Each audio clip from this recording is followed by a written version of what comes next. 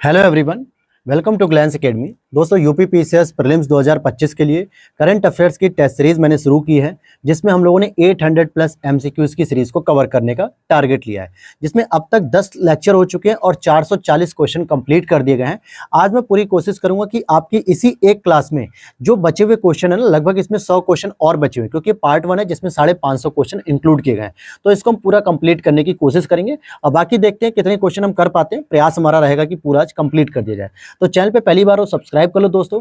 साथ ही साथ हमारे यूट्यूब चैनल पे जाके आप प्लेलिस्ट में आप आई दृष्टि करंट अफेयर्स के हैंड रिटन नोट्स की क्लास कर सकते हो, या फिर इनकी सारी मैंने क्लास जो अपलोड की अब तक 10 क्लासेस, उनको भी देख सकते हो। इसकी पीडीएफ आपको हमारे टेलीग्राम चैनल पे मिल जाएगी। टेलीग्राम चैनल का लिंक वीडियो के नीचे डिस्क्रिप्शन बॉक्स में दिया गया है। और अगर आप घटना चक्र के शॉर्ट नोट्स को रिवीजन करना चाहते हो तो आप वो भी हमारी क्लास के नोट्स के माध्यम से कवर कर सकते हो। प्लेलिस्ट में आपको घटना चक्र शॉर्ट नोट्स के नाम से मिल जाएगी, जिसमें 106 लेक्चर कंप्लीट किए गए। चलो आप आज की अब हम लेक्चर की शुरुआत करते हैं। क्वेश्चन नंबर 441 यानी कि 441 नंबर के क्वेश्चन से हम शुरुआत करेंगे। किस राज्य सरकार ने अप्रैल 2025 में लू, सन स्ट्रोक एंड सनबर्न को राज्य विशिष्ट आपदा घोषित कर दिया है? देखो, लू का जो प्रभाव होता है वो सामान्यतः हमारे उत्तरी भारत के क्षेत्रों में, जैसे आपका उत्तर प्रदेश, बिहार, मध्य प्रदेश, ऐसे क्षेत्रों में होता है। लेकिन जो सन स्ट्रोक और सनबर्न की प्रॉब्लम होती है, ये सामान्यतः जो है कि पहाड़ी क्षेत्रों में होती है। परंतु यहाँ पर आप देखोगे कि आंसर ही क्या दे रहा है, आंसर आपका ये दे रहा है तेलंगाना के लिए। आप उत्तर प्रदेश लगा के चले आओगे, क्योंकि लू जैसे शब्द आपने उत्तर प्रदेश में सुने हैं, लेकिन ये यहाँ पे तेलंगाना इसका सही उत्तर हो जाएगा। देखते हैं, वैश्विक तापमान यानी ग्लोबल वार्मिंग में वृद्धि और लगातार गंभीर गर्मी के घटनाओं के कारण तेलंगाना ने लू को, सन स्ट्रोक को, सनबर्न को राज्य विशिष्ट आपदा घोषित कर दिया है। राज्य आपदा प्रतिक्रिया कोष यानी एसडीआरएफ के तहत लू पीड़ितों के परिवारों को दी जाने वाली वित्तीय सहायता 50,000 रुपए से बढ़ाकर अब 4 लाख रुपए प्रति मृत व्यक्ति कर दी गई है। पहले यह सहायता आपत बंधु योजना के तहत दी जाती थी। आपत बंधु का मतलब हो गया जो आपदा से पीड़ित व्यक्ति थे उनको दी जाती थी, लेकिन अब नाम जो है कि बदल के इन्होंने नई प्रतिक्रिया रखी और 4 लाख रुपए दिए जाएंगे अगर वो व्यक्ति लू से पीड़ित है और उसकी मृत्यु हो जाती है। तो आगे बात करते हैं। 13 अप्रैल 2025 को रक्षा अनुसंधान और विकास संगठन डीआरडीओ ने लेजर निर्देशित ऊर्जा हथियार प्रणाली इसके MK2A का सफल परीक्षण किया। एक तो ये स्टेटमेंट आपको दे रहा है, बाकी दूसरा स्टेटमेंट लिख रहा है।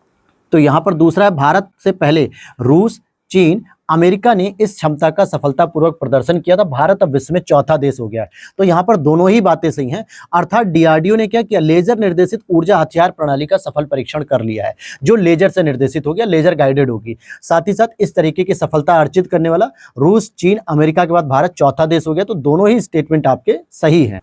यहाँ पर आगे देखते हैं, नेक्स्ट अगर हम बात करते हैं कि ripples of change, gender transformative rural वॉस प्रोग्राम्स इन इंडिया पुस्तक का प्रकाशन किन 2 संस्थाओं की संयुक्त पहल है?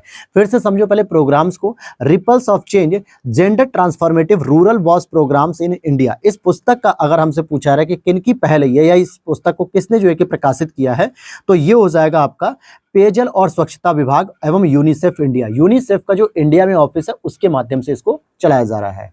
यहाँ पर इसमें ग्रामीण भारत की 10 प्रेरणादायक कहानियां सम्मिलित रहेंगी, जो स्वच्छ भारत मिशन ग्रामीण और जल जीवन मिशन के जरिए हुए सामाजिक परिवर्तन को दर्शाती हैं। यानी पूरे भारत में ऐसे बहुत सारे गांव हैं जहां से कोशिश की जाएगी कि कुछ ना कुछ 10 ऐसी मोटिवेशनल स्पीच या 10 मोटिवेशनल पोएम्स या स्टोरी को कवर किया जाएगा जो ओरिजिनल बेस्ड होंगी, जिसको हम लोग कहते हैं ट्रू स्टोरी बेस्ड होगी, कि हाँ यहाँ पे इस तरीके का प्रयास किया गया, यहाँ के गांव के लोगों ने ऐसा ऐसा प्रयास किया जिससे गांव में पानी का संरक्षण भी किया जा रहा है और आगे की समस्याओं का समाधान भी किया गया। वो पैटर्न जो होगा, वो समाधान वो और भी गांव में अप्लाई कर सकेंगे। नेक्स्ट है, मध्य प्रदेश सरकार ने सागर जिले में एक नए वन्यजीव अभ्यारण्य की घोषणा की है, जिसका नाम रखा गया डॉक्टर भीमराव अंबेडकर अभ्यारण्य रखा गया है। यह पूछा जा रहा है, तो यह बात बिल्कुल सही है। ध्यान देना कि टाइगर रिजर्व की बात नहीं कर रहा हूं। टाइगर रिजर्व सबसे अधिक MP में है और कितने हैं, टोटल 9 हैं। लेकिन यहां पे मैं बात कर रहा हूं वन्य जीव अभ्यारण्य की बात कर रहा हूं, वाइल्ड लाइफ सेंचुरी की बात कर रहा हूं, नॉट टाइगर रिजर्व। दोनों में थोड़ा थोड़ा डिफरेंस होता है। इसके साथ ही राज्य में 25 वन्य जीव अभ्यारण्य हो चुके हैं, बिल्कुल, क्योंकि टाइगर रिजर्व की अगर मैं बात करूं तो 9 टाइगर रिजर्व है, जो कि सबसे अधिक यहीं पे है। लेकिन वाइल्ड लाइफ सेंचुरी की बात करूंगा तो 25 वाइल्ड लाइफ सेंचुरी सबसे अधिक MP में भी हो चुकी है अब टोटल। तो दोनों ही स्टेटमेंट मेरे भाई सही है। चलो क्वेश्चन नंबर नेक्स्ट है आपका 445 पे। 4 अप्रैल 2025 को भारतीय रेल ने स्वचालित व्हील प्रोफाइल मापन प्रणाली की स्थापना हेतु किस संगठन के साथ समझौता किया, यानी MOU किया? तो यहां पर दिल्ली मेट्रो रेल निगम DMRC के साथ इन्होंने समझौता किया। नेक्स्ट है बेट इकोमोन। बेट इकोमोन के संदर्भ में कौन सा कथन सही है? देखो बेट इकोमोन लिखा हुआ है, यह भारत की पहली स्वचालित वास्तविक समय की चमगादड़ निगरानी और पहचान प्रणाली है, यानी कि ऑटोमेटेड रहेगी और रियल टाइम जो है कि ऑब्जर्व करेगी कि चमगादड़ के ऊपर की निगरानी और पहचान। और इसे भारतीय मानव आवास संस्था बंगलुरु के द्वारा विकसित किया गया है। तो यहां पर सी ऑप्शन इज करेक्ट हो जाएगा, फर्स्ट और सेकंड दोनों ही हो जाएगा।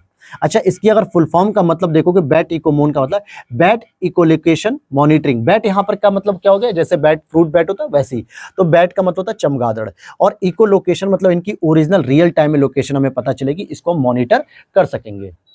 आगे देखते हैं हम लोग, क्वेश्चन नंबर नेक्स्ट है हमारा। अच्छा, यहां पर थोड़ा सा हम इसकी व्याख्या और बता देते हैं कि इस प्रणाली में जगदीश कृष्ण स्वामी के मार्गदर्शन में चमगादड़ जीव वैज्ञानिक कादम्बरी देश पांडे और इंजीनियर वेदांत बारजे ने विकसित किया इसे, और इसे भारतीय मानव आवास संस्था, ठीक है, बंगलुरु के पर्यावरण और स्थिरता स्कूल में दीर्घकालिक शहरी पारिस्थितिकी वेधशाला के हिस्से के रूप में डिजाइन किया गया था। नेक्स्ट अगर हम बात करते हैं नीति आयोग के द्वारा किस संगठन के सहयोग से नीति NCAIR states economy forum portal विकसित किया गया, जिसका शुभारंभ अभी 1 अप्रैल 2025 में किया गया। तो नीति आयोग ने किस संगठन के सहयोग से किया? तो ये हो जाएगा national council of applied economic research, इसके सहयोग से इसे डेवलप किया है। अब यहां पर आप देखोगे कि यह पोर्टल 1991 से लेकर 2022-23 तक लगभग 30 वर्षों में सामाजिक, आर्थिक और राजकोषीय आंकड़ों, शोध रिपोर्टों, आलेखों, विशेषज्ञ टिप्पणियों का व्यापक भंडार है, जहां पे सारी डिटेल्स कवर की जाएगी। नेक्स्ट है आपका प्रथम डिजिटल थ्रेट रिपोर्ट 2024। थ्रेट मतलब होता है संकट। इसे कौन सा कथन इसके बारे में सही है, ये पूछा जा रहा है आपसे। तो इसे 7 अप्रैल 2025 को भारत के केंद्रीय इलेक्ट्रॉनिक्स और सूचना प्रौद्योगिकी मंत्रालय के द्वारा जारी किया गया। जी हाँ, बिल्कुल सही बात है, क्योंकि यहाँ पे डिजिटल तौर पे थ्रेट रिपोर्ट की बात की जा रही, जो पहली बार जारी की गई। जैसे आपके सिक्योरिटी को लेकर, जैसे ईमेल को हो गया, यूट्यूब हो गया, या फिर आपके पर्सनल डिटेल, इंस्टाग्राम या सोशल मीडिया अकाउंट्स हो गए, या फिर आपके बैंकिंग अकाउंट्स हो गए, चाहे वो शेयर मार्केट के हो और आपके बैंकिंग अकाउंट्स हो, इन सभी को जब आजकल डिजिटल रूप में यूज किया जा रहा है तो इसमें थ्रेट यानी खतरा हो सकता है। तो इस पर एक रिपोर्ट जारी की गई 7 अप्रैल 2025 को इलेक्ट्रॉनिक्स और सूचना प्रौद्योगिकी मंत्रालय के द्वारा, जिसका उद्देश्य क्या है मेरे भाई? तो जिसका उद्देश्य है बैंकिंग, वित्तीय सेवाओं और बीमा क्षेत्र में साइबर सुरक्षा को मजबूत करना। किसमें?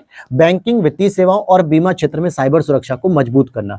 तो इसीलिए यहाँ पे सी ऑप्शन इज करेक्ट हो जाएगा, 1 और 2 दोनों ही सही हैं।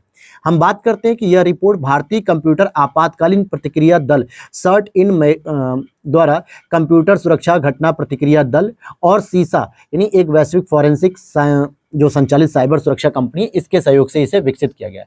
अब इसका प्रयोग क्या क्या होगा, क्या हम इसके माध्यम से जान सकेंगे? तो रिपोर्ट में डेटा चोरी, रैंसमवेयर, असुरक्षित API शोषण, क्वांटम कंप्यूटिंग के खतरे, तृतीय पक्ष उल्लंघन और आंतरिक खतरों जैसे प्रमुख साइबर खतरों को उजागर किया जाएगा कि किस तरीके से चुनौतियां दे रहे हैं। नेक्स्ट अगर हम बात करते हैं कि अप्रैल 2025 में किस राज्य या केंद्र शासित प्रदेश सरकार ने स्वास्थ्य सेवा के लिए डिजिटल ई-सेहत ऐप लॉन्च किया है? फिर से समझ लो मेरी बात कि डिजिटल ई-सेहत ऐप लॉन्च किया गया है और यह काम जम्मू कश्मीर के द्वारा किया गया, यूनियन टेरिटरीज के रूप में इसको जानते हैं। जम्मू कश्मीर के मुख्यमंत्री उमर अब्दुल्ला जी हैं। केंद्र शासित प्रदेश जम्मू कश्मीर के लोगों की स्वास्थ्य संबंधी जरूरतों के लिए एक व्यापक डिजिटल समाधान प्रदान करने के लिए ई-सेहत ऐप लॉन्च किया है। न्यायमूर्ति अरुण पल्ली ने जम्मू कश्मीर और लद्दाख उच्च न्यायालय के 38वें मुख्य न्यायाधीश के रूप में शपथ ली है। दिस इज इंपॉर्टेंट दोस्तों, क्योंकि जब से यूनियन टेरिटरीज बना है तब एक ही माना जा रहा है कि लद्दाख और जम्मू कश्मीर के लिए एक ही हाई कोर्ट है, और वहां के जो मुख्य न्यायाधीश हो गए हैं 38वें नंबर पे अरुण पल्ली जी हैं। क्वेश्चन नंबर 450 को देखते हैं। साउथ ईस्टर्न कोलफील्ड लिमिटेड भूमिगत कोयला खनन के लिए पेस्ट फिल तकनीक लागू करने वाला भारत का पहला सार्वजनिक उपक्रम यानी कि पब्लिक सेक्टर अंडरटेकिंग अर्थात PSU बन गया है, और यह पहल सतत और पर्यावरण सम्मत खनन को बढ़ावा देती है और सतही बाधाओं वाले क्षेत्रों में सुरक्षित और कुशल कोयला दहन सुनिश्चित करती है। फिर से समझो दोनों बातों को कि साउथ ईस्टर्न कोलफील्ड लिमिटेड ये ऐसी जो है कि भूमिगत कोयला खनन के लिए पेस्ट फिल तकनीक को लागू करने वाला पहला उपक्रम बन गया, बिल्कुल सही है। दूसरा, इससे फायदा क्या होगा कि हम पर्यावरण सतत खनन कर पाएंगे, यानी कि सस्टेनेबल तरीके से माइनिंग कर सकेंगे और जिससे जो भी बाधाएं आ रही है ना उनको भी कम किया जा सकेगा। तो दोनों ही बातें सही हैं, अच्छी बात है ये। तो इस कोल का याद रख लेना कि साउथ ईस्टर्न कोलफील्ड लिमिटेड, जो कि बिलासपुर छत्तीसगढ़ में आती है। नेक्स्ट है आपका ONGC, oil and natural gas corporation ने गंगा बेसिन में 3000 मीटर की गहराई पर तेल भंडार की खोज की है। कहां पर की है? तो ये बलिया में की है। ये यूपी स्पेशल प्रश्न बन सकता है। उत्तर प्रदेश में गंगा बेसिन में स्थित बलिया जिले के सागरपाली गांव में तेल और प्राकृतिक गैस निगम ने 3000 मीटर की गहराई पर कच्चे तेल के विशाल भंडार की खोज की है। अर्थात अगर गंगा का जो बेसिन है उस क्षेत्र में अगर 3000 मीटर की गहराई की जाएगी तब जाके हमें क्या मिलेगा? क्रूड ऑयल मिल सकेगा, यानी कच्चे तेल, और यहाँ पे विशाल भंडार देखने को मिले। इस तेल भंडार का विस्तार बलिया के सागरपल्ली से लेकर प्रयागराज के फाफा मऊ तक क्षेत्र में फैला हुआ है, यानी लगभग 300 किलोमीटर तक इसका विस्तार है।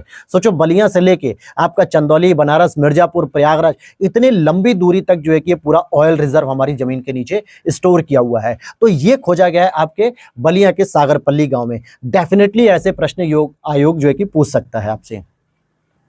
आगे देखते हैं, यहाँ पे नेक्स्ट क्वेश्चन है, 5 अप्रैल 2025 को प्रधानमंत्री नरेंद्र मोदी जी को भारत और श्रीलंका के बीच ऐतिहासिक संबंधों को मजबूत करने के लिए उनके विशिष्ट योगदान के लिए श्रीलंका के सर्वोच्च नागरिक सम्मान श्रीलंका मित्र विभूषण से सम्मानित किया गया। ये प्रश्न मैंने आपको पहले भी करा दिया, इसी करंट अफेयर्स के जब टॉप सीरीज चल रही थी, शुरू के 20-50 क्वेश्चन होंगे, तब वहां पे केवल मित्र विभूषण नाम दिया गया था, और मित्र विभूषण से आपको किसी देश का इंडिकेशन नहीं होगा, इसलिए प्रॉब्लम्स आ सकती है। यहां तो लिखा है श्रीलंका मित्र विभूषण, एग्जामिनर नहीं लिखेगा श्रीलंका, तब तो आपको पता ही चल जाएगा।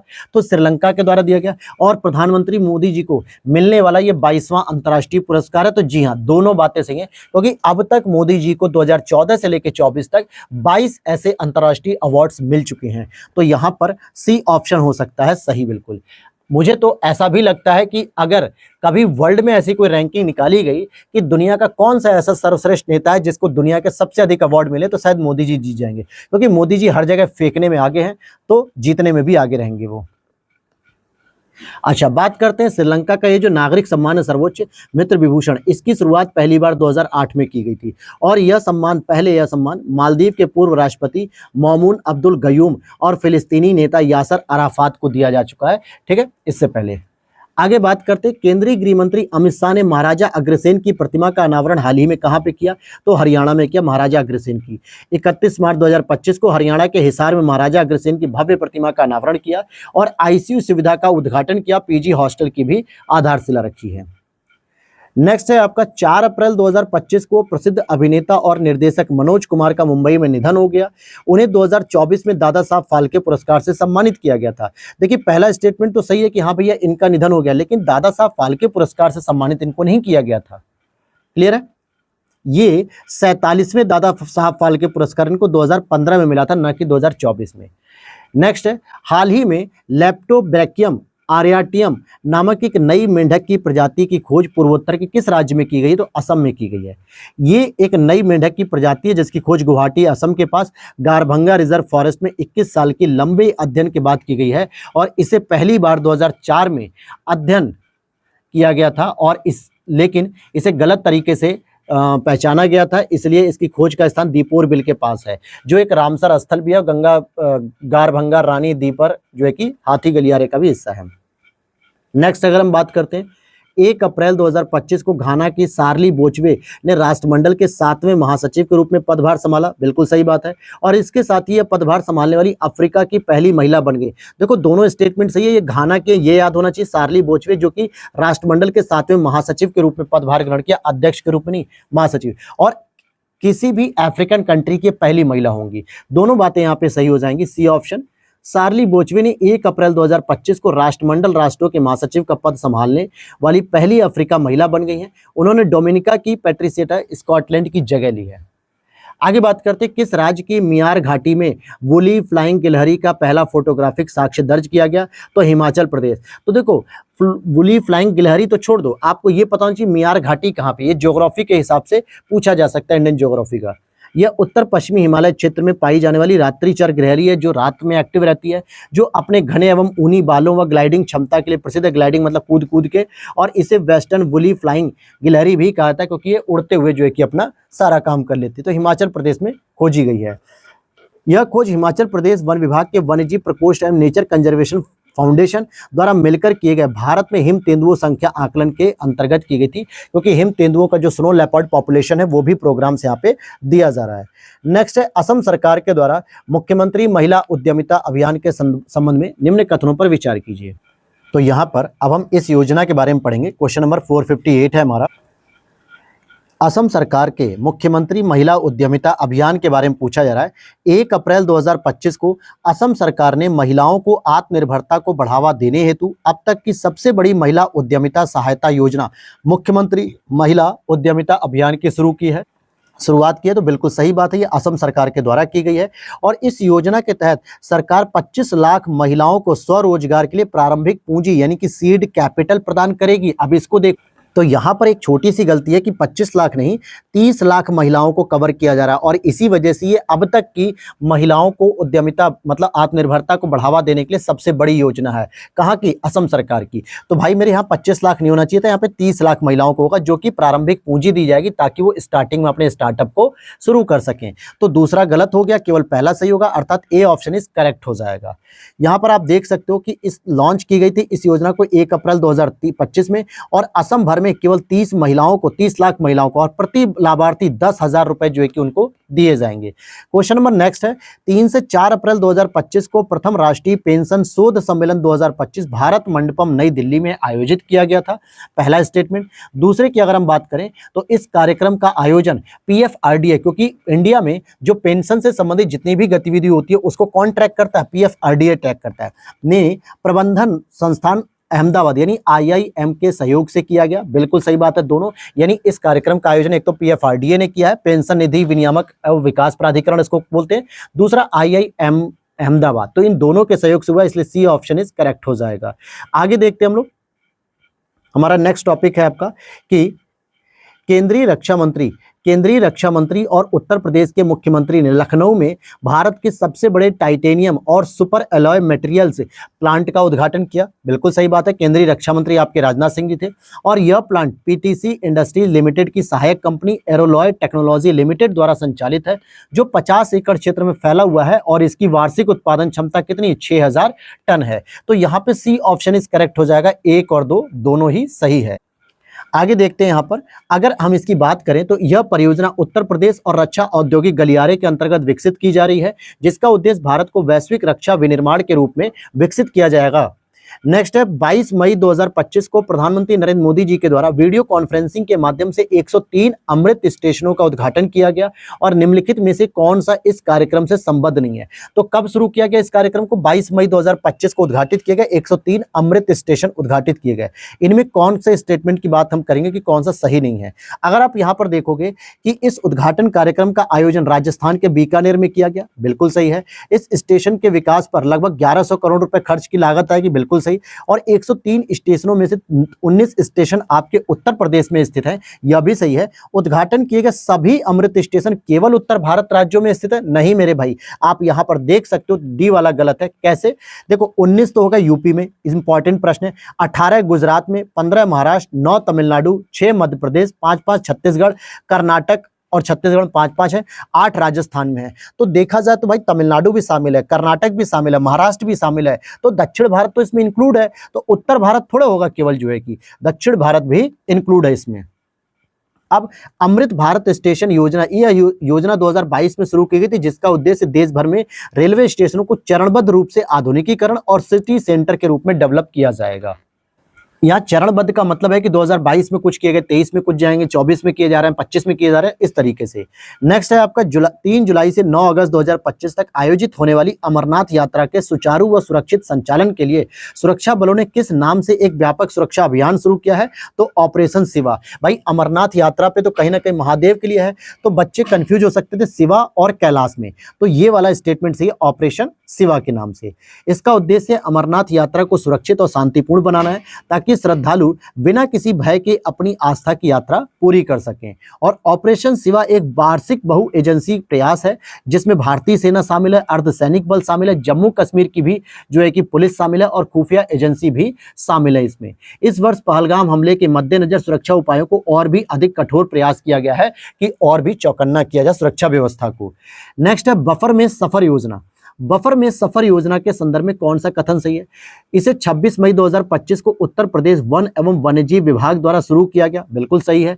और यह योजना दुधवा, पीलीभीत और लखीमपुर खीरी के प्रमुख बाघ रिजर्व बफर जोन में लागू की गई। देखो पीलीभीत में अपना खुद का एक पीलीभीत टाइगर रिजर्व है, दुधवा टाइगर रिजर्व मुख्य रूप से लखीमपुर खीरी में है, और वहीं पे और भी छोटे मोटे जो क्षेत्र आते हैं वो सभी कवर करते हुए बफर जोन में इसको लागू किया गया। तो बफर में सफर योजना, देखो होता क्या, टाइगर रिजर्व को 3 पार्ट में डिवाइड किया जाता है, एक कोर एरिया होता है, एक बफर एरिया होता है और एक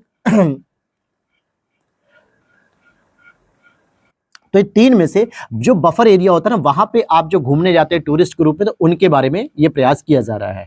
क्लियर है? अब इस योजना का प्राथमिक लक्ष्य है बाघ अभ्यारण्यों के बफर क्षेत्रों में सतत और पर्यावरण अनुकूल पर्यटन को बढ़ावा दिया जाए, यानी कि एनवायरमेंटल भी फ्रेंडली होना चाहिए, इको फ्रेंडली हो और सस्टेन भी करने वाला हो।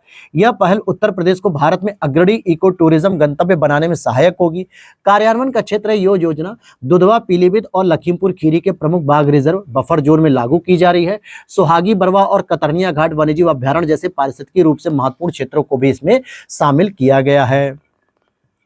नेक्स्ट है आपका क्वेश्चन कि 18 मई 2025 को पंचायती राज मंत्री राजीव रंजन सिंह उर्फ ललन सिंह ने कहां पर एक नए एकीकृत जल पार्क की आधारशिला रखी है? तो कैलाश शहर अगरतला त्रिपुरा में इसको एकीकृत जल पार्क के रूप में इसको जानते हैं। नेक्स्ट है आपका क्वेश्चन नंबर 465, उत्तर प्रदेश सरकार ने प्राकृतिक खेती को बढ़ावा देने के लिए महिलाओं को कृषि सखी के रूप में प्रशिक्षित करने का निर्णय लिया है, बिल्कुल सही है। जैसे इस समय मोदी जी ने बीमा सखी, कृषि सखी, ठीक है, ये तमाम प्रकार की सखियों के नाम दे दिए हैं। तो प्राकृतिक खेती, इंपॉर्टेंट ये कि नेचुरल फार्मिंग को बढ़ावा देने के लिए महिलाओं को कृषि सखी के रूप में ट्रेंड किया जाएगा। और यह योजना महिलाओं की कृषि क्षेत्र में भूमिका को औपचारिक पहचान देती है और उन्हें आर्थिक व सामाजिक रूप से आत्मनिर्भर बनाने का उद्देश्य भी रखती है। तो दोनों ही बातें सही भाई, उनको एक रोल भी प्ले करने को मिलेगा कृषि में और उनकी अपनी एक इंडिविजुअलिटी क्रिएट होगी, पहचान क्रिएट होगी, तो ये भी बेहतर है। तो यहाँ पे दोनों ही स्टेटमेंट सही हो जाएंगे, यानी सी ऑप्शन इज करेक्ट हो जाएगा। अगर आप देखोगे कृषि सखी किसानों को प्राकृतिक खेती के लाभों के प्रति जागरूक करेंगी, जैविक खाद, कीटनाशक, बीज उपचार आदि पर प्रशिक्षण प्राप्त करेंगी और साथ ही साथ कृषि क्लस्टर की निगरानी करेंगी, किसानों की समस्याएं कृषि विज्ञान केंद्र तक पहुंचाएंगी और सामूहिक खेती के लिए महिलाओं की टोली भी बनाएंगी। कृषि सखियों को प्रतिमाह 5,000 रुपए का मानदेय भी मिलेगा। सरकार एक तो ट्रेनिंग भी दे रही है इनको कि ताकि आप आगे कृषि में अच्छी भूमिका निभाएं, साथ ही साथ इनको 5,000 रुपए का एक मानदेय यानी वेतन भी मिलेगा। नेक्स्ट है, हाल ही में किस सार्वजनिक क्षेत्र के बैंक में भारत में 26 भूमि बंदरगाहों पर बैंकिंग सेवाएं शुरू करने के उद्देश्य से land ports authority of India के साथ समझौता ज्ञापन हस्ताक्षर किया गया है? तो एसबीआई ने किया है। किसने? एसबीआई ने किया है। आगे बात करते हैं, 1 मई 2025 को लोकसभा अध्यक्ष ओम बिरला जी ने भाजपा सांसद संजय जायसवाल को 2025-26 के लिए प्राक्कलन समिति का अध्यक्ष नियुक्त किया है। 22 सदस्य इस समिति में लोकसभा के 7 और राज्यसभा के 15 सदस्य शामिल होते हैं। तो भैया स्टेटमेंट गलत लिखा हुआ है, यहाँ पूछ रहा है कौन सा कथन सही नहीं है। तो देखो पहला तो सही है कि संजय जायसवाल को प्राक्कलन समिति का अध्यक्ष नियुक्त किया गया, लेकिन यहाँ इस सदस्य जो 22 है ना, इसमें लोकसभा से आते हैं 15, राज्यसभा से आते हैं 7, तो इसलिए दूसरा गलत हो गया। तो पूछ रहे आपसे कौन सा सही नहीं, तो दूसरा सही नहीं है। आगे बात करते हैं, यहां पर एक और समिति आती है इंपॉर्टेंट कि 1 मई 2025 को ही बैजयंत पांडा जी को सार्वजनिक उपक्रम समिति का अध्यक्ष नियुक्त किया गया है। चलो आगे देखते हैं क्वेश्चन नंबर 468, हाल ही में उत्तर प्रदेश के किस जिले में पहली बार महिला अपराधों की रोकथाम के लिए अंशिका वर्मा के निर्देशन में 5 सदस्यीय महिला स्पेशल ऑपरेशन ग्रुप का गठन किया गया है? तो ये बरेली में गठन किया गया है। क्या कह रहा है फिर से कि उत्तर प्रदेश के किस जिले में पहली बार किया गया महिला अपराधों के प्रति रोकथाम की जाए, और ये अंशिका वर्मा के निर्देशन में है, तो बरेली में स्थापित किया गया। दिल्ली में विमेन आइकन अवार्ड और स्पेशल 26 ब्रेवरी अवार्ड से सम्मानित IPS अंशिका वर्मा के नेतृत्व में बरेली में पहली बार महिला स्पेशल ऑपरेशन ग्रुप को तैयार किया गया है। हाल ही में खबरों में रहे असम के मुख्यमंत्री हेमंत बिस्व शर्मा ने अंकिता का अनावरण किया। अंकिता क्या है यहाँ पर? तो एआई संचालित वर्चुअल न्यूज एंकर है। तो एआई ट्रेंड होगी और एआई के माध्यम से वर्चुअल एक न्यूज एंकर होगी जो पूरे न्यूज वगैरह कवर करेगी असम की। तो ये असम के सरकार के द्वारा शुरू किया गया है। इसमें क्या होगा कि एआई संचालित वर्चुअल एंकर अंकिता का अनावरण किया, जो असमिया में आधिकारिक अपडेट देने में सक्षम है और जो कैबिनेट कार्यवाही पर रिपोर्ट करने के लिए क्षेत्रीय भाषा के एआई समाचार एंकर का भारत का पहला उपयोग है। तो देखा जाए तो भैया असमिया भाषा जो है कि लोकल वहाँ की लैंग्वेज है, तो एआई को इस तरीके से ट्रेंड किया गया है। असमिया भाषा पे पूरी की पूरी जो है कि कैबिनेट की जो भी कार्रवाई हो रही है, विधानसभा की जो कार्रवाई होती है, उनको संचालित करेगी ताकि आम पब्लिक जो असम के वो समझ पाएगी कि क्या क्या हमारी सरकार वर्तमान में कर रही है। क्वेश्चन नंबर 470 है, 8 मई 2025 को कार्डिनल रॉबर्ट फ्रांसिस प्रीवोस्ट को 267वें पोप के रूप में नियुक्त किया गया। बिल्कुल सही है। और कैथोलिक चर्च के इतिहास में भी पोप बनने वाले दूसरे अमेरिकी हैं। तो मेरे भाई वे दूसरे अमेरिकी हैं कि नहीं है, इसको हम लोग व्याख्या से समझते हैं। तो यहाँ पर पहला स्टेटमेंट तो सही है, दूसरा गलत है। देखो 8 मई को जो है कि नियुक्त किया गया 267वें पोप, और वे पोप लियो 14 के नाम से जाने जाएंगे। ठीक है। और यहां पर देखा जाए तो अभी तक के चर्च के इतिहास में पहले अमेरिकी पोप हैं। ठीक है, जो पेरू के नागरिक भी हैं, उन्होंने कई वर्षों तक काम भी किया है। अब यहां पर देखते हैं 23 मई 2025 को भारतीय सेना ने कुमाऊं क्षेत्र के पहला सामुदायिक रेडियो स्टेशन पंचसूल पल्स कहां शुरू किया? तो भैया कुमाऊं क्षेत्र की बात कर रहा तो पिथौरागढ़ उत्तराखंड में हो जाएगा।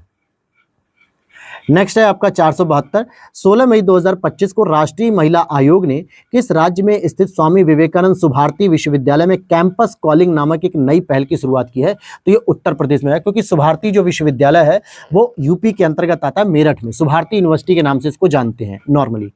नेशनल कमीशन फॉर विमेन यानी राष्ट्रीय महिला आयोग ने भारत के सबसे बड़े युवा विकास मंच युवा मंथन के साथ मिलकर स्वामी विवेकानंद सुभारती विश्वविद्यालय मेरठ में कैंपस कॉलिंग कार्यक्रम शुरू किया। इस पहल का उद्देश्य है कि लैंगिक संवेदनशीलता को बढ़ावा दिया जाए। अंतर्राष्ट्रीय बुकर पुरस्कार 2025 के बारे में पूछा जा रहा है। वर्ष 2025 का यह पुरस्कार कर्नाटक की लेखिका, कार्यकर्ता, वकील बानू मुश्ताक द्वारा लिखित तथा दीपा भास्ती द्वारा अनुवादित उपन्यास जो हार्ट लैंप ने जीता है। तो ये बात सही है। और इस पुरस्कार की शुरुआत 2008 में की गई थी। तो देखो ये 2008 में नहीं थी, हालांकि पहला स्टेटमेंट यहाँ पर सही है। तो यहाँ आप देखोगे कि इस पुरस्कार की शुरुआत 2005 में की गई थी। हालांकि इससे पहले ये पुरस्कार एक बार और मिला था हमारे भारतीय लेखिका को, गीतांजलि जी को मिला था, जो जेएनयू की प्रोफेसर भी रह चुकी है, शायद रिसर्चर हैं। 2022 में मिला था और टॉम्ब ऑफ सैंड के नाम से उनको दिया गया था, जो उनका उपन्यास था। तो दो बार यहाँ पर हमने जीत लिया है। 474 में देखते हैं कौन सा कथन बाबूजी वनम के संदर्भ में सही नहीं है। देखिए यह विश्व का पहला ऊर्जा संचरण उद्यान है जिसे हार्टफुलनेस संस्था और संस्कृति मंत्रालय के द्वारा मिलकर शुरू किया गया है। ठीक है, बिल्कुल सही है भैया ये। दूसरा है इसमें लगाए गए वृक्ष प्राणी हुति यानी यौगिक ट्रांसमिशन है को अवशोषित कर आत्मा का पोषण करते हैं। तीसरा, यह उद्यान उत्तर प्रदेश के पीलीभीत टाइगर रिजर्व में, बस यही यहाँ पे गलत हो गया क्योंकि बाबूजी वनम तेलंगाना में लगा हुआ है, ना कि यूपी में लगा है। तो ये वाला गलत हो जाएगा क्योंकि ये उत्तर प्रदेश में नहीं बल्कि तेलंगाना में लगाया गया है। इस उद्यान में एक केंद्रीय जल निकाय है जो सृष्टि की उत्पत्ति का प्रतीक भी है। ठीक है, आगे बात करते हैं। हाल ही में पूर्वोत्तर भारत का पहला भूतापीय उत्पादन कुआं किस राज्य में सफलतापूर्वक ड्रिल किया गया? तो अरुणाचल प्रदेश में। ध्यान देना ये भारत का पहला नहीं है, लेकिन नॉर्थ ईस्ट वाले जो क्षेत्र है भारत का, पूर्वोत्तर भारत का जो रीजन है, सेवन सिस्टर्स जिसे हम कहते हैं, वहां पर ये पहला भूतापीय उत्पादन कुआं है जो अरुणाचल प्रदेश में। अरुणाचल प्रदेश के पश्चिम कामेंग जिले में दिरांग क्षेत्र में पूर्वोत्तर भारत का पहला भूतापीय उत्पादन कुआं सफलतापूर्वक ड्रिल किया गया है, जो हिमालयी क्षेत्र में नवीकरणीय ऊर्जा के दोहन में एक महत्वपूर्ण प्रगति का प्रतीक है। और भूतापीय ऊर्जा पृथ्वी के आंतरिक भाग से निकलने वाली ऊष्मा है जो रेडियोधर्मी क्षय द्वारा उत्पन्न होती है और एक नवीकरणीय ऊर्जा भी है। फिर आगे बात करते हैं यहाँ पे उत्तर प्रदेश के सारनाथ स्थित पवित्र बुद्ध अवशेषों को वियतनाम में आयोजित संयुक्त राष्ट्र वेसॉक दिवस समारोह के अवसर पे 2 से 21 मई 2025 तक प्रदर्शित किया गया था। बिल्कुल सही बात है, क्योंकि जब यहाँ पे भगवान बुद्ध सारनाथ में आए थे और पहली बार इन्होंने जो है कि अपना 5 ब्राह्मणों को जो उपदेश दिया था, तो जो अवशेष यहाँ पर पाए गए उनको वियतनाम के एक समारोह में प्रदर्शित किया गया था। और यह कार्यक्रम उत्तर प्रदेश सरकार और अंतर्राष्ट्रीय बौद्ध परिसंघ के सहयोग से आयोजित किया जा रहा है। तो ऐसा नहीं है, भारत सरकार का संस्कृति मंत्रालय आएगा क्योंकि हम नहीं गए थे। ठीक है, तो पहला स्टेटमेंट सही है। यहाँ लिख रहा है कि यह कार्यक्रम भारत सरकार के संस्कृति मंत्रालय और अंतर्राष्ट्रीय बौद्ध परिसंघ के सहयोग से आयोजित किया जा रहा है। बैसाख दिवस में बुद्ध के जन्म, ज्ञान प्राप्ति, महापरिनिर्वाण की स्मृति मनाया जाता है। पहला आधिकारिक आयोजन 2000 में न्यूयॉर्क में स्थित संयुक्त राष्ट्र मुख्यालय में हुआ। 2025 की थीम थी मानव गरिमा के लिए एकता और समावेशिता के लिए बौद्ध दृष्टिकोण, विश्व शांति और सतत विकास के लिए बौद्ध अंतर्दृष्टि। तो कहीं ना कहीं बुद्धिज्म को बढ़ावा दिया गया यहाँ पर। नेक्स्ट है आपका प्रश्न, ओडिशा सरकार द्वारा शहरी गरीबों को सरकारी योजनाओं से जोड़ने के लिए शुरू की गई पहल का क्या नाम है? तो ये हो जाएगा सहयोग। क्या नाम है? सहयोग। ओडिशा के आवास और शहरी विकास मंत्री कृष्णचंद्र महापात्र ने शहरी गरीबों को सरकारी कल्याण योजनाओं तक पहुंचाने के लिए सहयोग की स्थापना की है, जो पात्र शहरी गरीबों की पहचान कर उन्हें जागरूकता, घर घर सेवाओं और बेहतर स्थानीय कार्यान्वयन के माध्यम से सामाजिक योजनाओं से जोड़ सकेगी। नेक्स्ट है आपका, हाल ही में किस राज्य सरकार ने युवाओं के सर्वांगीण विकास और रोजगार के अवसरों को बढ़ावा देने के लिए ITI चलो अभियान शुरू किया है? तो भैया ये हो जाएगा आपका उत्तर प्रदेश, ताकि युवा जो यहाँ पे रोजगार को प्रमोट कर सकें। तो उत्तर प्रदेश सरकार ने युवाओं के सर्वांगीण विकास और रोजगार अवसरों को बढ़ाने के लिए ITI चलो अभियान शुरू किया। उत्तर प्रदेश के राजकीय और निजी औद्योगिक प्रशिक्षण संस्थानों में शैक्षणिक सत्र 2025 के लिए प्रवेश प्रक्रिया को प्रोत्साहित करने के लिए शुरू किया गया, जो 12 मई 2025 से शुरू हो चुकी है। क्योंकि अब क्या है ना, यूपी के अंतर्गत भी आप देखोगे तो BTech, BEd, BTC, ITI, polytechnic ऐसे कोर्सेज की डिमांड धीरे धीरे घटती जा रही है। बहुत सारे ऐसे कॉलेजेस हैं जहां पे सीटें फुल नहीं होती, चाहे वो बीएड का हो, बीटीसी का हो या फिर ITI या पॉलिटेक्निक की हो। तो ऐसी ही चीजों को प्रमोट करने के लिए योगी सरकार ने एक नई पहल शुरू की है कि ताकि क्या ITI चलो अभियान, ताकि इनमें एडमिशन अधिक से अधिक हो सके, पंजीकरण अधिक से अधिक हो, नामांकन अधिक से अधिक हो और साथ में लोगों में हुनर भी डेवलप हो सके। नेक्स्ट है, मध्य प्रदेश और महाराष्ट्र ने ताप्ती बेसिन मेगा रिचार्ज परियोजना को संयुक्त रूप से कार्यान्वित करने के लिए एक समझौता किया है। बिल्कुल सही बात है। यह विश्व की सबसे बड़ी भूजल पुनर्भरण योजना, जिसका उद्देश्य दोनों राज्यों में सिंचाई हेतु नदी जल संसाधनों के इष्टतम उपयोग को सुनिश्चित करना है। देखो, मुख्य रूप से अगर मैं बात करूं ना आपसे कि जब ये रिचार्ज वर्ड होता है ना, रिचार्ज का मतलब ही होता है कि जो जमीन के नीचे पुनर्भरण वाला जो जल है, जो ग्राउंड वाटर है ना, उसे सही तरीके से उद्भिद करना या उसे सही तरीके से संचालन करना, या यूं कहें कि उनकी मात्रा को बढ़ावा देना। तो यहाँ पे मुख्य उद्देश्य देखो भाई सिंचाई हेतु नहीं है। ठीक है, अब देखते हैं कि आंसर क्या लिया जा रहा है। यहाँ पे ये देखना पड़ेगा हम लोगों को। तो देखो यहाँ पे दोनों ही ले लिए गए हैं आंसर, यहाँ पे सी ऑप्शन यहाँ पे करेक्ट लिया गया। इसी तरीके से यह केन बेतवा लिंक परियोजना मध्य प्रदेश और उत्तर प्रदेश, और पार्वती काली सिंध चंबल लिंक परियोजना मध्य प्रदेश और राजस्थान के बाद ये मध्य प्रदेश से जुड़ी तीसरी प्रमुख अंतर्राज्यीय नदी परियोजना, जो मध्य प्रदेश ने 3 राज्यों से अलग अलग नदी परियोजना शुरू की है। नेक्स्ट है आपका, किस देश ने दुनिया की पहली राष्ट्रीय स्तर की क्रिप्टो करेंसी पर्यटन भुगतान प्रणाली को शुरू किया? तो भूटान ने किया। क्रिप्टो करेंसी में वो पेमेंट ले रहे हैं। आगे देखते हैं यहाँ पे, ऑपरेशन ब्लैक फॉरेस्ट के बारे में कौन सा कथन सही है? ऑपरेशन ब्लैक फॉरेस्ट सबसे लंबा आतंकवाद विरोधी अभियान है और इसे छत्तीसगढ़ पुलिस और केंद्रीय रिजर्व पुलिस यानी कि CRPF के द्वारा संगठित रूप से चलाया गया है। तो इसका जो सही उत्तर होगा वो केवल और केवल दूसरा आंसर सही होगा कि छत्तीसगढ़ पुलिस और केंद्रीय रिजर्व पुलिस ने तो चलाया है इसको ऑपरेशन ब्लैक फॉरेस्ट, लेकिन यहाँ पे आतंकवाद को नहीं बल्कि मेरे भाई माओवाद को समाप्त करने की बात की जा रही है। क्योंकि माओवादी और नक्सलवादी गतिविधियां जो है कि इन क्षेत्रों में ज्यादा है, आतंकवादी गतिविधि यहाँ पर नहीं है। इसलिए पहला स्टेटमेंट गलत है, केवल दूसरा ही सही हो जाएगा। आप यहां देख सकते हो कि 21 अप्रैल 2025 को आरंभ हुए ऑपरेशन ब्लैक फॉरेस्ट के तहत सुरक्षा बलों ने छत्तीसगढ़ की नारायणपुर और बीजापुर जिलों की सीमा पर स्थित अबूझमाड़ क्षेत्र में शीर्ष माओवादी नेता अंबाला केशव राज सहित 27 नक्सलियों को मार गिराया और नक्सल विरोधी अभियान में ऐतिहासिक सफलता प्राप्त की है।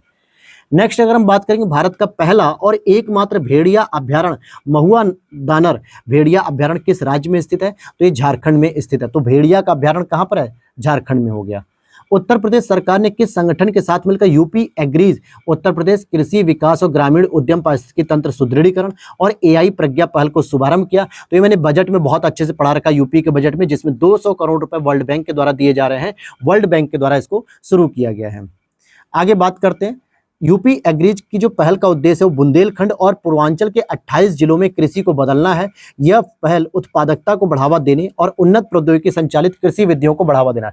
यानी इससे पूरे उत्तर प्रदेश के जिलों को नहीं कवर कर रहे हैं, केवल 21 जिले कवर कर रहे हैं, जिसमें पूरा का पूरा बुंदेलखंड और पूर्वांचल के क्षेत्र शामिल होंगे। उसमें भी पूर्वांचल के सबसे अधिक 21 जिले आएंगे और बुंदेलखंड के केवल 7 जिले आएंगे। AI प्रज्ञा पहल के तहत राज्य सरकार का लक्ष्य है कि 10 लाख युवाओं को कृत्रिम बुद्धिमत्ता तथा अन्य उभरती डिजिटल तकनीकों में प्रशिक्षित करना है। तो पूर्वांचल के कितने जिले आ रहे हैं मेरे भाई? 21 जिले आ रहे हैं। और बुंदेलखंड के कितने जिले आ रहे हैं मेरे भाई? 7 जिले आ रहे हैं। आगे बात करते हैं, यूनाइटेड नेशन डेवलपमेंट प्रोग्राम के द्वारा मानव विकास रिपोर्ट 2025 यानी ह्यूमन डेवलपमेंट रिपोर्ट जारी की गई है, जिसमें पूछा रहा है कि इसकी थीम क्या है। तो चुनाव का विषय एआई के युग में लोग और संभावनाएं, कि किस तरीके से हम एआई का प्रयोग करते हैं। वर्ष 2025 की मानव विकास रिपोर्ट यानी ह्यूमन डेवलपमेंट रिपोर्ट में 193 देशों और क्षेत्रों में से 130वां स्थान प्राप्त हुआ भारत को। यह report a matter of choice people and possibilities in the age of AI, इस नाम से इसको शुरू किया गया था कि लोगों के पास क्या ऑप्शंस है एआई युग में चुनने के लिए।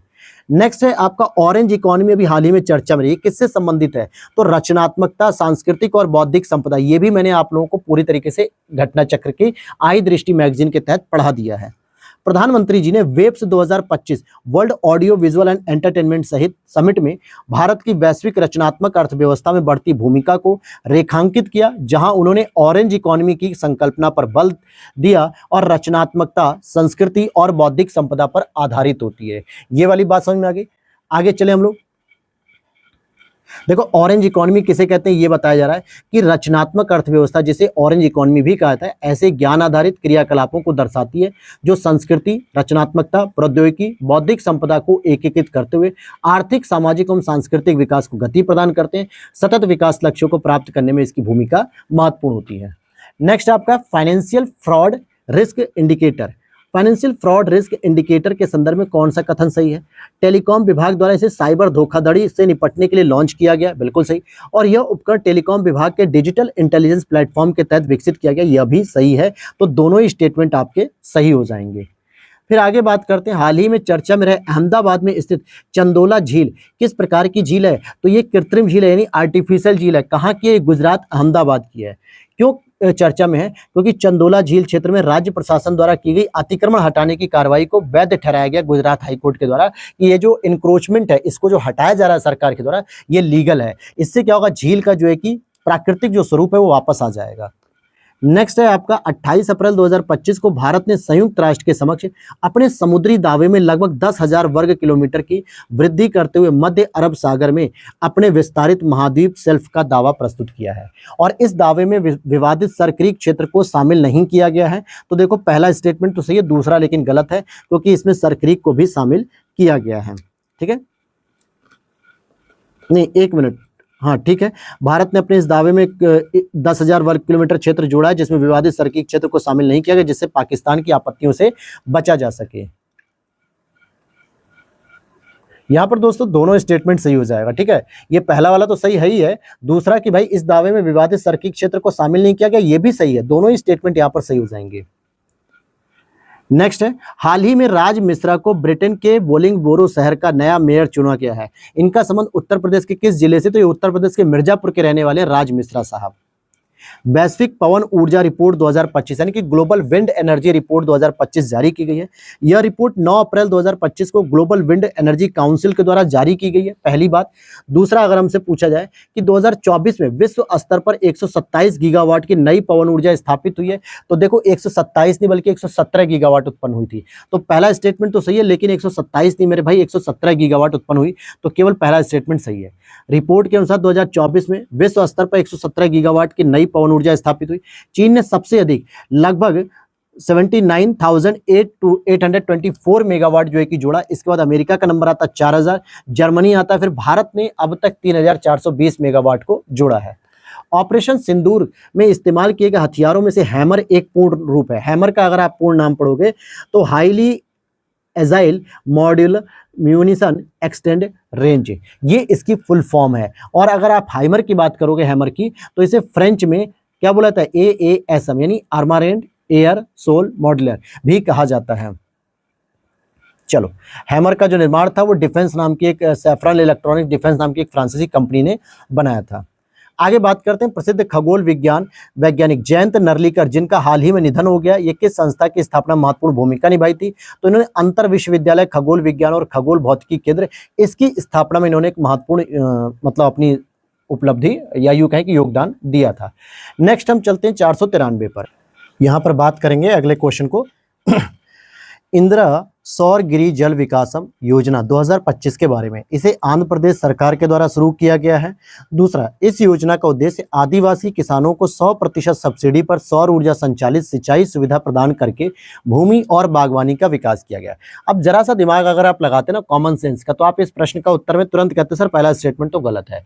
आप योजना का नाम देखो, इंदिरा गांधी जी पे रखा गया है। और क्या आंध्र प्रदेश में चंद्रबाबू नायडू जी की सरकार का कांग्रेस समर्थन है? नहीं, वो बीजेपी की समर्थित सरकार है। बीजेपी के साथ उन्होंने जो एक गठबंधन कर रखा है, तो आंध्र प्रदेश तो हो ही नहीं सकता। बल्कि तेलंगाना इसका साइड में आंसर दिया हुआ है, जो रेवंत रेड्डी के चीफ के नेतृत्व में सरकार चल रही है, वहां पे जो कांग्रेस समर्थित सरकार है। तो इसीलिए बी वाला ऑप्शन तो सही है भैया, ए वाला गलत है, क्योंकि आंध्र प्रदेश में नहीं होगा। देखो ये वो तरीके होते हैं जहां से आप अपने कॉमन सेंस का यूज करके एलिमिनेट कर पाते हैं चीजों को। तो यहाँ पर जो फोकस किया जा रहा है कि 19 मई 2025 को तेलंगाना के मुख्यमंत्री ए रेवंत रेड्डी ने नागर कर्नूल जिले के माचाराम गांव में इंदिरा सौर गिरी जल विकासम योजना का शुभारंभ किया। लाभार्थी इसके 2.3 लाख आदिवासी किसान हैं, जिन्हें 2006 के वन अधिकार अधिनियम के तहत भूमि के पट्टे प्राप्त हुए हैं। कौन से वन अधिकार अधिनियम? 2006 के तहत। आगे बात करते हैं, यहाँ पे कुल बजट जो रहेगा 12,600 करोड़ रुपए रहेगा और वित्तीय वर्ष 2025-26 से 29-30 तक के लिए 5 वर्ष तक के लिए योजना शुरू की गई है। हाल ही में चर्चा में रही इरुला जनजाति, जिसे तमिलनाडु में विशेष रूप से कमजोर जनजाति समूह के रूप में वर्गीकृत किया गया, मुख्य रूप से किन पहाड़ों में निवास करती है? तो ये हो जाएगा नीलगिरी पर्वत पे। कहाँ पर? इरुला जनजाति नीलगिरी पर्वत पर रहती है। तमिलनाडु के कुन्नापेट्टू क्षेत्र में कई इरुला परिवारों को बेदखली का खतरा है, क्योंकि उनमें लगभग आधे के पास भूमि अपनी औपचारिक रूप से कानूनी स्वामित्व मान्यता है ही नहीं। इसकी वजह से ऐसा लग रहा है कि वो बेदखल हो सकते हैं। और इरुला जनजाति भारत के सबसे पुराने स्वदेशी समूहों में से एक है, जो द्रविड़ जनजाति या द्रविड़ जाति समुदाय से संबंधित है। वे मुख्य रूप से तमिलनाडु और केरल में नीलगिरी पहाड़ियों में निवास करती है। तो तमिलनाडु में भी है और केरल में भी है। अगर राज्य के स्तर पर अगर प्रश्न पूछ लिया जाए तो दोनों ही क्षेत्रों में आती है, जो कि नीलगिरी पहाड़ियों में है। नेक्स्ट है आपका मई 2025 में भारतीय राष्ट्रीय महासागर सूचना सेवा केंद्र INCOIS को अंतर्राष्ट्रीय वैज्ञानिक समुदाय द्वारा हिंद महासागर के दीर्घकालिक अवलोकन के लिए पनडुब्बी केबल पहल प्रारंभ करने हेतु चुना गया। किसको? भारतीय राष्ट्रीय महासागर सूचना सेवा केंद्र को। और इनकोइस द्वारा लगभग 150 किलोमीटर लंबी पनडुब्बी केबल मल्टी पैरामीटर वेधशाला अंडमान निकोबार द्वीप समूह में वंडूर के पश्चिम में स्थापित की जाएगी। तो क्या ये दोनों में से कौन सा स्टेटमेंट सही भाई? तो देखो इसमें दोनों ही स्टेटमेंट आपका सही हो जाएगा कि कहां पे होगा ये? अंडमान निकोबार में स्थापित होगी, वंडूर में।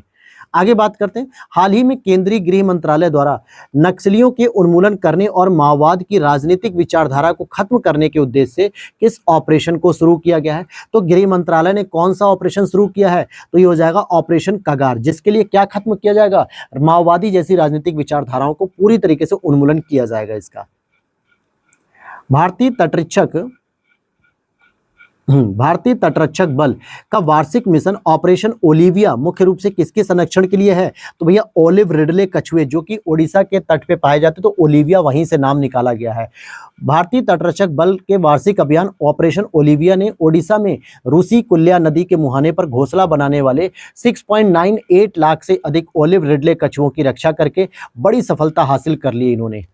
आगे बात करते हैं, अगर हम नेक्स्ट क्वेश्चन की तरफ चलते हैं। अच्छा, यहाँ पे और व्याख्या समझ लेते हैं कि इसे 1980 के दशक के प्रारंभ में ओडिशा तट पर ओलिव रिडले कछुओं को उनके प्रजनन और घोंसले बनाने के समय के दौरान संरक्षित करने हेतु शुरू किया गया था। इसका उद्देश्य विशेष रूप से गहिरमाथा बीच और ओडिशा के निकटवर्ती तटीय क्षेत्र में अवैध रूप से मत्स्यन पर रोक लगाकर इन कछुओं के लिए सुरक्षित घोंसलों की जगह सुनिश्चित करना है।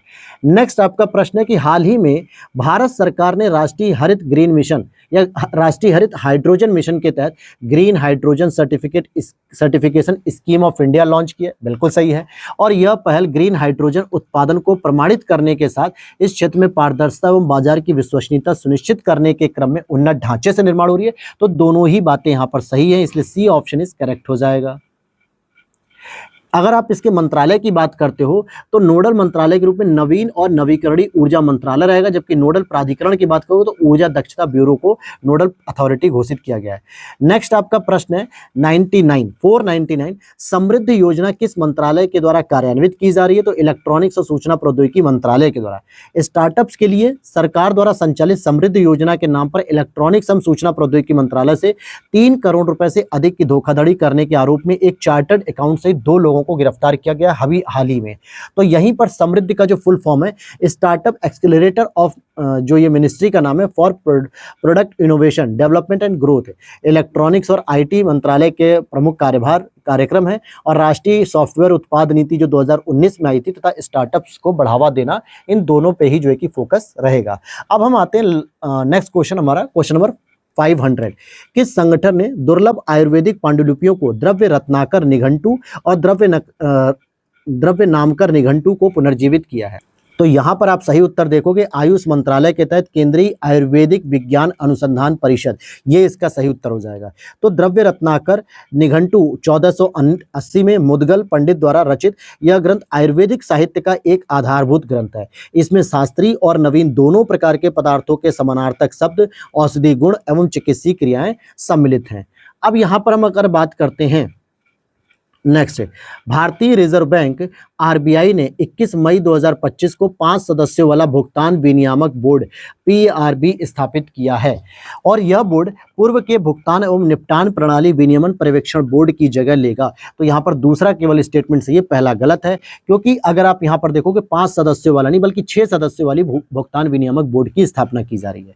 तो आरबीआई ने 21 मई 2025 को 6 सदस्यों वाला भुगतान विनियामक बोर्ड पीआरबी स्थापित किया है, जो देश में भुगतान प्रणालियों के विनियमन और पर्यवेक्षण का सर्वोच्च नीति निर्माण होगा। अध्यक्ष कौन होगा इसके? तो आरबीआई के गवर्नर ही इसके अध्यक्ष होंगे। सदस्य के रूप में आरबीआई का एक डिप्टी गवर्नर होगा, आरबीआई का केंद्रीय निदेशक मंडल के द्वारा नामित एक अधिकारी होगा और केंद्र सरकार के द्वारा नामित 3 सदस्य होंगे। तो पीआरबी को वर्ष में कम से कम 2 बार बैठक करनी होगी। तो देखा जाए इसकी जो स्ट्रक्चर है ना, वो कहीं ना कहीं एमपीसी की तरह, मॉनेटरी पॉलिसी कमेटी की तरह भी इसकी संरचना है, जिसमें 3 तो जो है कि आरबीआई मेंबर होते हैं अध्यक्ष सहित और 3 आपके गवर्नमेंट के द्वारा अपॉइंट किए जाते हैं। बिल्कुल ठीक उसी तरीके से इसकी भी संरचना है।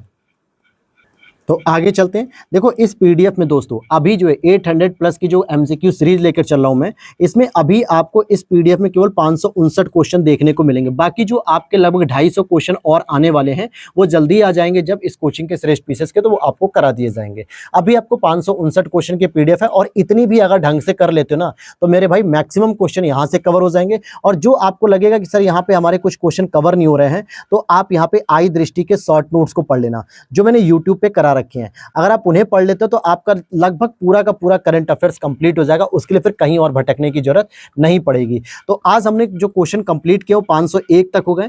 चलिए हम इस पेज को और कंप्लीट कर लेते हैं। बाकी जो क्लास रहेगी वो आपकी कल हम कंप्लीट करेंगे, आज नहीं कर पाएंगे। ठीक है।